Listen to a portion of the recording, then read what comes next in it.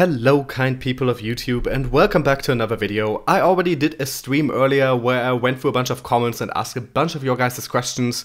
I don't think the notification for that went out properly, so if you want to make sure that you don't miss future streams and if you want to be notified when I upload a new video, make sure to hit that little bell next to the subscribe button. That way you can actually get all my videos and all my streams in time to join them. But let's look at some of the day's news. Hasn't been the most exciting news day, but we do have a few things to talk about, so let's jump straight into them. Almost 7 months after the Kuwait finance house announced that it was joining RippleNet, the bank has confirmed via Twitter that it has started providing instant cross-border payments using Ripple technology. The exact Ripple technology being used by KFH has not been clarified at the moment of writing this. The announcement by KFH was as follows. KFH has started operating an instant cross-border remittance service using Ripple's blockchain technology.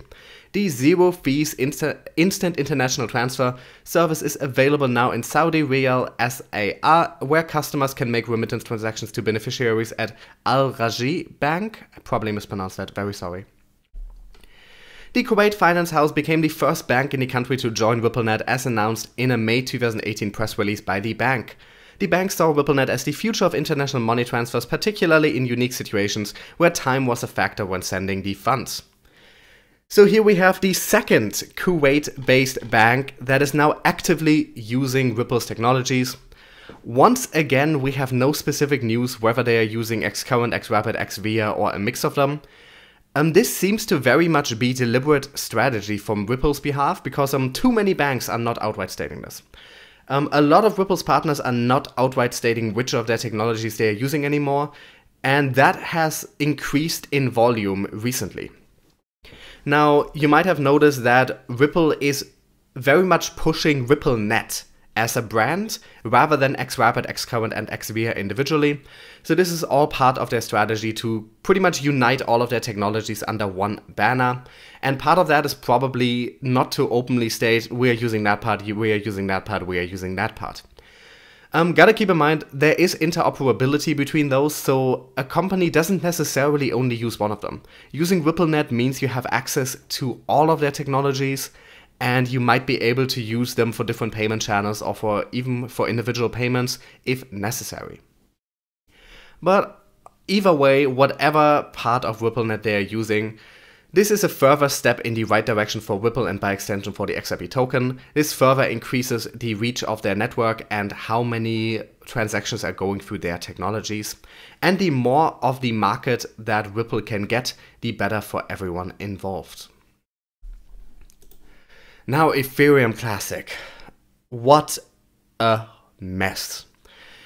If you remember, just about a week or so ago, we got news of there having been a massive security issue in their code that had been in there for months and that had already been abused to double spend before. Ethereum Classic then went out of their way to reassure all of us that everything is safe now, that the person who had integrated that piece of the code had long left them, that there was nothing to worry about. And now we have pretty clear evidence that it has happened again. And at this point, it is very hard to voice any kind of support for Ethereum Classic anymore. Let's read this article. Just recently, Coinbase, the largest cryptocurrency exchange on the planet in terms of users, stated that on January 5th, the exchange detected a deep chain reorganization of the Ethereum Classic blockchain, as well as a double spend on the network. The event also resulted in Coinbase pausing the alleged manipulated funds on the ETC blockchain, with the Brian Armstrong-led company stating that 8 additional reorganizations were detected, amounting to a whopping $460,000. In an official blog post, Coinbase stated, "We observed repeated deep reorganizations of the Ethereum Classic blockchain, most of which contain double spends. The total value of the double spends that we have observed thus far is 88,500 ETC, or roughly $460,000 US. A detailed charting by Coinbase reveals that the double spending occurred in 8 different shifts, starting with a value of 4,000 ETC and ending with a value of 5,000. The event has forced Coinbase to evaluate the safety of transactions, as well as monitor all peripheral activities," the company said. As part of that commitment, we monitor blockchains for activity that could be harmful to our customers and take prompt action to safeguard funds. We want to emphasize to customers that Coinbase strives to be the most trusted and safest place to buy, sell, or store cryptocurrency. The officials at Ethereum Classic have rebutted Coinbase's statements by saying that the company had not approached ETC regarding the attack is still very much an ongoing process. Ethereum Classic further added that they had an inkling as to where the hash rate came from. They had tweeted, "ASIC manufacturer Lindsay confirmed testing of new eHash machines, most likely selfish mining, not 51% attack, double spends not detected, miner dumped blocks." So we have two different narratives here, but keep in mind that Coinbase has much less of a reason to misrepresent this or to lie about this than Ethereum Classic has. Coinbase is only losing out on money with this because they have to freeze all the assets and they're not going to be making any money from transactions during that time. And they might also have to decide to completely take this token off if this isn't properly addressed. Now, Ethereum Classic here is using Coinbase not having reached out to them as an argument, but I'm not sure if it is, because in these situations, Coinbase has their customers to worry about, not Ethereum Classic developers. Ethereum Classic developers should be aware of double spends happening on their own blockchain without Coinbase having to tell them. Anyway, there's not that much more in this article. We have these two different positions here, but keep in mind that Ethereum Classic is under a lot of pressure right now, and they are probably fearing that their project might completely die down, that they might lose all respect that is still lost if they were to just openly come out and say, "Hey, this happened." Now, is it possible that Coinbase misinterpreted the data here and that double spends didn't actually happen, that there wasn't a 51% attack? That is theoretically possible. Do I think that is what has happened here? Based on the information we have, no. This looks like Coinbase doing their due diligence, freezing the assets where they think they have identified some malicious manipulation, where they have identified an alleged attack, and making this official statement. And to me, it looks like the Ethereum Classic team is just running scared here, trying to distract, trying to present alternative interpretations, hoping that this will blow over and not leave their image permanently scarred. But honestly, their image is already scarred from the events that were revealed just a couple of weeks ago. So at this point, I'm not sure how much there is left to do to save the public image of Ethereum Classic. But between these two, and I am not a fan of Coinbase. I know I find myself defending them a lot on this channel, but that is not because I like them. I will defend anyone against unfair attacks, and a lot of attacks against Coinbase are unfair, but I still don't like Coinbase. But in this case, I absolutely trust Coinbase here more, because the way the incentives are aligned, Coinbase just has very little reason to lie about this. But Ethereum Classic, assuming that Coinbase's statements are true, has a lot of reason to misrepresent or lie here. So I'm just gonna say I think you should probably stay away from Ethereum Classic.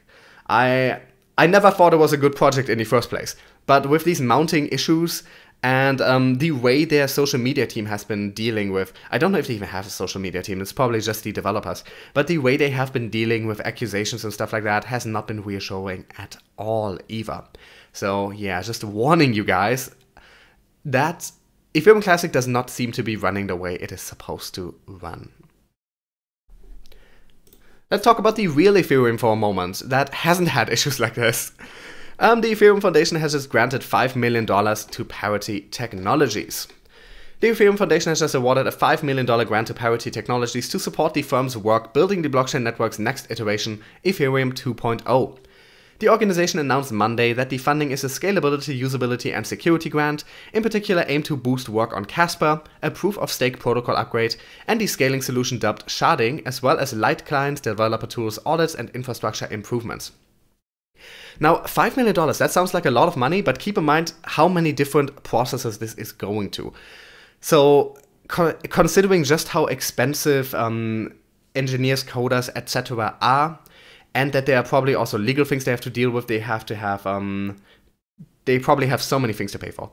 That these $5 million, that is a lot of money, but probably not that much of that going to each of these individual projects, probably like 1 million or less going to each of these, which is significant. In the tech world, not that much. The grant will be provided in several phases, the foundation said, adding that the first part is already done and the rest will be completed as specific milestones are reached. These include the completion of eWASM compatibility work, shipping a light wallet for mainnet, and the completion of the first 2 phases of the sharding effort. Parity is a blockchain infrastructure startup co-founded by former Ethereum Foundation security chief Jutta Steiner. It is known for its Ethereum software client Parity Ethereum, which it claims is the fastest and most advanced. The startup has also developed several tools, such as Substrate, a service that lets users create customized blockchains for decentralized applications. The Ethereum Foundation said in its statement that it is committed to funding teams and individuals building common infrastructure around the network. Back in October, it granted nearly $3 million to a number of blockchain startups and developers. The foundation said, "We have been delighted to see our ecosystem rally around and support technical merit and value alignment, and we are devoted to using our resources to further this mission too. We do so responsibly through milestone-based grants to projects, both large and small, commensurate with the potential impact on their work." This is something very smart that they're doing here. They are doing that milestone-based, meaning that if they say they're giving someone a $5 million a grant, they don't just get that 5 million. They get a small part of that, and then they're expected to pretty much show their work. And once they've achieved something, they get the next part. And once they've achieved more, they get the next part. That is a common part of tech investing, and it is a much safer way to invest. And it really aligns the incentives for everyone, because doing it like this means a company won't just run off with the money, won't just accept the money and then not provide good work. But instead, they have every reason to provide the best and fastest and most efficient work that they can to ultimately get the full grant.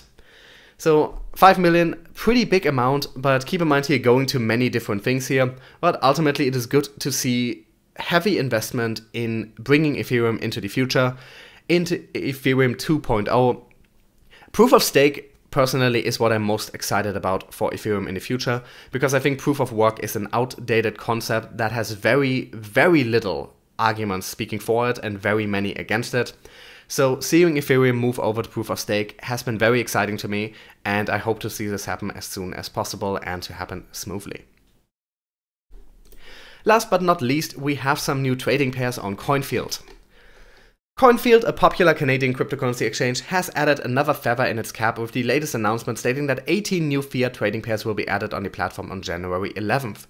The roster includes trading pairs pegged to popular fiat currencies such as the US dollar, Canadian dollar, British pound, the euro and the Japanese yen. The cryptocurrencies that will be included as part of the trading pairs are Bitcoin, Ethereum, Stellar Lumens, Bitcoin Cash, Litecoin, Digibyte, BAT, Zcash and 0x. The exchange also gave its word on the deposit holds by stating that a user can whitelist their account by uploading a proof of address and making at least 3 deposit history with the alternative of a wire transfer that has no hold. The allocation of the trading pairs are as follows. And here you see that US dollar is paired with all of them, Canadian dollar is paired with all of them except for BAT, and then you have, it just goes down from there. And euro only with DGB, which one is Digibyte? And the Japanese yen only with Bitcoin. And now we just have Twitter responses, we don't really need them. But this is, CoinField has been adding a lot of trading pairs to their platform. They have a lot of trading pairs that are not Bitcoin based, and they have a lot of fiat pairs, so that is very nice. And these are the latest to be added. Nothing much to say here, just it's nice to see some smaller cryptocurrencies represented in these fiat pairings as well, so that is always cool. And with that, I'm going to end this video. As always, thank you so much for watching. All the articles linked in the description. In the description, you will also find links to my social media pages, as well as some ways to support the channel. There's donation addresses, there is a Patreon link, there is a Binance affiliate link, and a Ledger affiliate link. So if you were interested in any of that, I would very, very much appreciate it. But if you can't or don't want to give me any money, and you do want to support the channel in some way anyways, I would really appreciate it if you could just leave a like, leave a comment, and if you're using an ad blocker, maybe turn it off when you're watching my videos. All of that really helps. It really helps get the channel discovered. It helps new people find my content. And ultimately, anything that makes the channel grow will result in me being able to put in more time and effort in making videos for you guys. So ultimately, everyone benefits from this. And yeah, with that, video over. Thanks for watching. And also thanks to everyone who was at the stream earlier. And special thanks to, oh my god, I forgot your name. One of you gave a super chat at the very end after the video was over. Thanks so much for that. Very much appreciated. I'll be back with another video soon.